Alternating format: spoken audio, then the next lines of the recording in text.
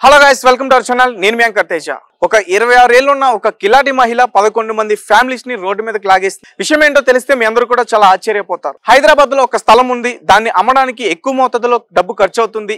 మీ అందరూ కూడా నాకు సహాయం చేస్తే మీ అందరికి దానికి డబుల్ ఇస్తానని చెప్పేసి ఆ 11 వ్యక్తులతో కూడా డిస్కషన్ చేసుకుని వాళ్ళ దగ్గర 30 లక్షల చొప్పున దాదాపు 1,73,00,000 వసూలు చేసింది. దాని తర్వాత వీళ్ళు పూర్తి విషయం తెలుసుకున్న తర్వాత ఆమె చేతులు ఎత్తేసింది. వీళ్ళందరి నెంబర్లు కూడా బ్లాక్ చేసింది. అసలు ఈ 26 ఏళ్ళు ఉన్న ఈ మహిళకి వీళ్ళందరినీ కూడా మోసం చేయడానికి, వీళ్ళందరినీ కూడా చీటింగ్ చేయడానికి ఆమెకి ఎలా సాధ్యమైంది? సో ఇవన్నీ కూడా పూర్తిగా తెలుసుకునే ప్రయత్నం చేద్దాం.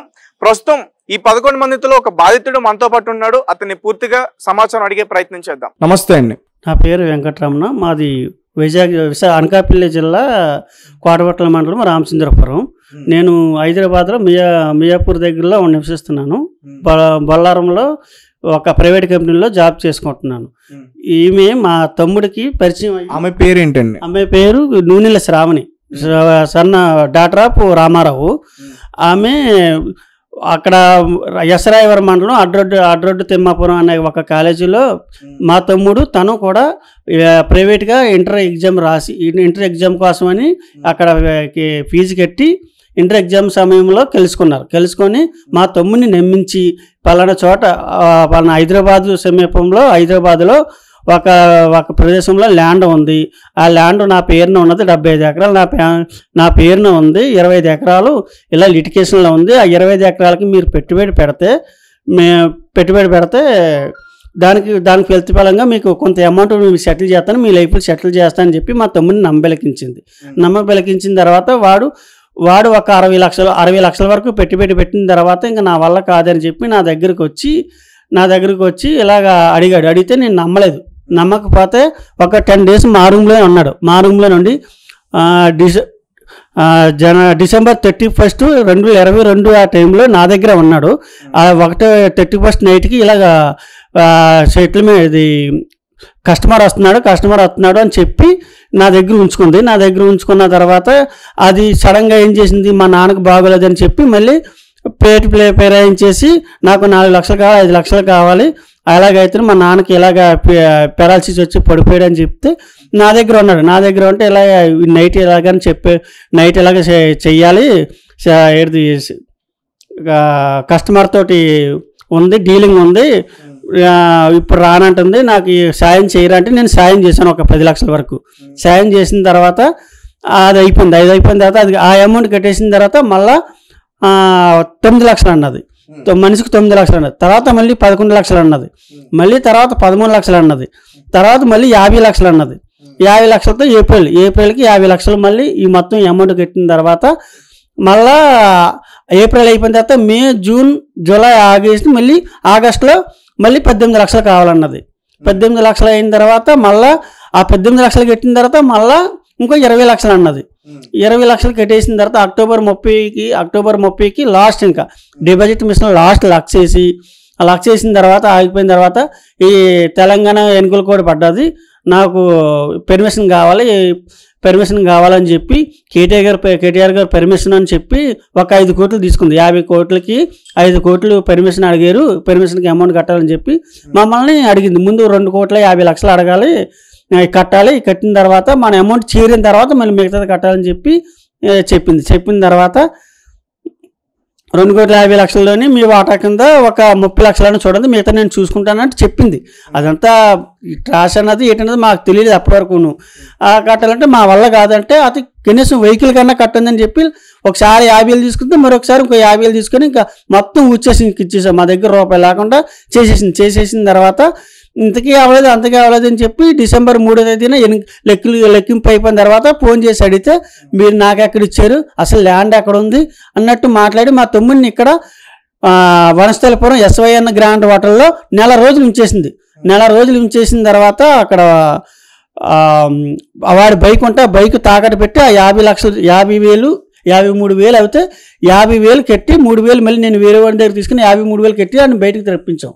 ఈ మధ్య గ్యాప్లో నేను వెళ్ళాను, ఊరెళ్ళి ఇంటికి వెళ్తే వాళ్ళ నాన్న తిరిగి ఏమంటున్నాడు, మీరే మాకు 20 లక్షలు ఇవ్వాలంటే అతి 20 లక్షలు ఇవ్వాలంటే అతి 20 లక్షలు ఇస్తా, మాకు 1,73 లక్షల గురించి సమాధానం చెప్పంటే దానికి ఏం చెప్పలేదు. అప్పటికి ఆవిడ ప్రెగ్నెన్సీ కానీ మాకేం చెప్పేది క్యాన్సర్ వల్ల నా పొట్ట ఉబ్బరం అయిపోయింది అనే నమ్మబలికింది. ఆఖరికి ఎప్పుడు సెప్టెంబర్లో కూడా ఒకసారి వచ్చింది హైదరాబాద్, వచ్చి ఇలాగని చెప్పింది. అవన్నీ అయిన తర్వాత మా సమీపంలో కోడవట్ల పోలీస్ స్టేషన్లో కేసు పెట్టడానికి వెళ్తే మేము ఒక వ్యక్తిని పెట్టుకుని వెళ్తే కోడవట్ల పోలీస్ స్టేషన్లో కేసు పెట్టడానికి వెళ్తే అక్కడ టీడీపీ నాయకులతో కుమ్మకయ్యి మాకు కేసు పెట్టనివ్వకుండా చేసింది. పెద్దలు అందరినీ పెట్టుకొని కేసు పెట్టనివ్వకుండా చేసి వాళ్ళకి ఒక 5 లక్షల వరకు ఇచ్చిందంట. అది నాయకులు కూడా ఒప్పుకున్నారు, రివర్స్ అయ్యారు. ఇప్పుడు రివర్స్ అయ్యి చెప్పుకున్నారు, ఇంతకీ అవ్వలేదని ఇంత అమౌంట్ అని చెప్పి మేము ఇబ్బంది పెడతామని చెప్పి వాళ్ళు చెప్పారు. వాళ్ళ నోటితో వాళ్ళన్నారు 5 లక్షల వరకు ఇచ్చారని చెప్పి. అవి ఇచ్చిన తర్వాత మేము టీడీపీ ఆఫీస్లో గెలిచాము. మా ఎమ్మెల్యే అయిన వంగలపూడి అనితని కూడా కలిసి ఆర్జీ కూడా ఇచ్చాము. కానీ ఏ రెస్పాన్స్ రాదు, ఏమి లేదు. టీడీపీ నాయకులు కూడా టీడీపీ ఆఫీస్లో కూడా ఇదిగో పిలుస్తాం అదిగో పిలుస్తాం, ఈ 2 రోజులు 3 రోజులు పిలుస్తాం అంటున్నారు. కానీ అది కూడా పిలవట్లేదు, చేయట్లేదు. పిలుస్తా అన్నారు, చేయట్లేదు. తర్వాత మమ్మల్ని ఇక్కడ నేను మియాపూర్లో కేసు పెట్టడానికి వెళ్ళాను. కేసు పెట్టడానికి వెళ్తే అక్కడ కూడా ఎంత అమౌంట్ అడుగుతున్నారు. అమౌంట్ అడిగితే నా దగ్గర ఏమీ లేవండి అని చెప్పిన ఏసీపీ గారి దగ్గరికి కూడా వెళ్ళాను. ఏసీపీ గారి దగ్గరికి పెడతారమ్మని చెప్పారు, వెళ్ళాను. తిరిగి 4 రోజులైంది. ఇంకా అప్పుడు ఎటువంటి రెస్పాన్స్ లేకపోతే నేను ఇంకా మారకుండా కూర్చొని ఉన్నాను. కానీ నేను ఏం చేయలేక ఏం తోచలేక ఉన్నాను. అప్పుడు మీకు మెసేజ్ చేయగానే మీరు రెస్పాండ్ అయ్యి వచ్చారు. ఇంకా మీతో పాటు చాలామంది పెట్టాను కానీ ఎవరూ రెస్పాండ్ అయ్యారు. మీరు ఒక్కరే వచ్చారు నా దగ్గరికి.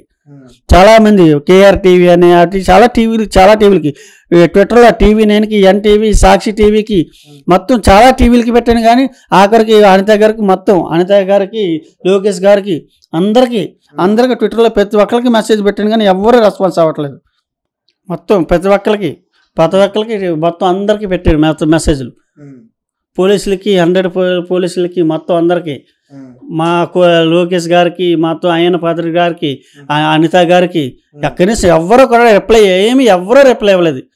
ఇంకా ఇన్స్టాగ్రామ్లో అయితే ప్రతి రాజకీయ నాయకుడికి, ప్రతి తెలుగుదేశం నాయకుడికి పెట్టాను. కానీ ఎవరు కూడా రెస్పాన్స్ అవ్వలేదు. మీరు వచ్చారు, మాకు ఏమైనా సాయం చేయగలుగుతారని మిమ్మల్ని నమ్మి నేను ఇప్పుడు ఈవిడ విశాఖపట్నం వాణిజ్య విభాగంలో మెంబర్ కింద కూడా ఉండేది, తీసేసేవని చెప్తున్నారు. మీకు ఆమె ఇట్లా చెప్తున్నప్పుడు కూడా ఈ పొలిటికల్ లీడర్స్ నాకు తెలుసు ఇవన్నీ కూడా చెప్పుకొని వచ్చిందా? మొత్తం వీళ్ళందరూ అప్పుడు చెప్పింది. నేను తలసాని శ్రీనివాస్ యాదవ్ మేనగోళ్ళు అన్నట్టు చెప్పింది. నాకు ఇదిగో లాక్డౌన్ టైంలో నంద్యాల నరసింహారెడ్డి మీకు సపోర్ట్గా ఉంటాడు, మీకు క్యాష్ బార్డర్ దాటించడానికి చెప్పి అన్న విషయం కూడా చెప్పింది. మాకు ఫోటో పెట్టి మాదాపూర్ కమిషనర్ మీకు సపోర్ట్గా ఉంటాడని చెప్పి కూడా పెట్టింది.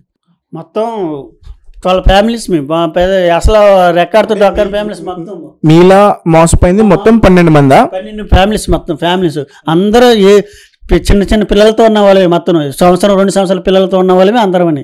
మా తమ్ముడి మీద నమ్మకంతో వాడికి ఏదో చేస్తాడుందా, వాడు మాకేదో సాయం చేస్తాడని చెప్పి వాడిని నమ్మి మేము ఇచ్చాము. వాడిని నమ్మిస్తే వాడిని ఆవిడ ఇంతలా మోసం చేస్తాను చాలా నమ్మలి. వాడినే కాదు వాళ్ళ ఫ్యామిలీని కూడా. ఆఖరికి మా చిన్నాన్న చనిపోయినా సరే మమ్మల్ని వదలలేదు. మా చిన్నాన్న చనిపోయాడు ఇదే బెంగతోటి. చనిపోయిన తర్వాత కూడా ఇంకో 18 లక్షలు తీసుకుంది. 18 లక్షలు తీసుకొని మీకు ఏ సంబంధం లేదు, అసలు మీరు ఎవరో కూడా నాకు తెలియదు అన్నట్టు మాట్లాడుతుంది. ఈ రాజకీయ నాయకులతో టీడీపీ రాజకీయ గోపాలపట్నంలో మా మీద రివర్సల్ మా మీద కేసు పెట్టింది. అయితే మీ దగ్గర ఈ డైరెక్ట్గా ఆమెకి చేతికి ఇవ్వకుండా మీరు అకౌంట్ వేసి అన్నారు కదా, ఆ ఎవిడెన్స్ పోలీసుల దగ్గరికి వెళ్ళి చూపిస్తున్నప్పుడు వాళ్ళు ఏమంటున్నారు? అసలు మా కేసు తీసుకోవట్లేదు. అసలు వాళ్ళు ఎవిడెన్స్లు తెమ్మన్నారు, తెచ్చాము, ఇచ్చాము. ఇచ్చినా సరే మా గోళ ఎవరు పెట్టించుకున్నా లేదు. అసలు ఇటువే అసలు అవి చూడనివ్వట్లేదు. అది చూడలేదు. ఇదిగోండి మాకు ఆన్లైన్ ట్రాన్సాక్షన్ చేసాం కదా, ఆన్లైన్ ట్రాన్సాక్షన్ అని చూశాను కానీ మీరు కేసు పెట్టాలంటే సివిల్ కేసు పెడతాము, తీసుకోండి అన్నట్టు మాట్లాడుతున్నారు. లీగల్ అడ్వైజర్ పంపించినట్టు మొక్కుబడిగా పంపించి లీగల్ అడ్వైజర్ని మేనేజ్ చేసి సివిల్ కేసు పెట్టిన విధంగా, క్రిమినల్ కేసు కాకుండా, చీటింగ్ కేసు కాకుండా సివిల్ కేసు పెట్టే విధంగా మళ్ళీ వాళ్ళ లీగల్ అడ్వైజర్ నుంచి మాకు నోటీసులు ఇచ్చారు. అవి కూడా ఉన్నాయి. నోటీస్లో ఏమైనా ఉన్నదండి? సివిల్ కేసు, ఇది క్రిమినల్ కేసు కింద రాదు, సివిల్ కేసు కింద వస్తుందని చెప్పి నోటీస్ ఇచ్చారు. ఆయన వివి రాఘవరావు అంట. ఆయన మాకు క్రిమినల్ కేసు కింద రాదు, సివిల్ కేసు అని చెప్పి ఇచ్చారు అన్నమాట వాళ్ళు.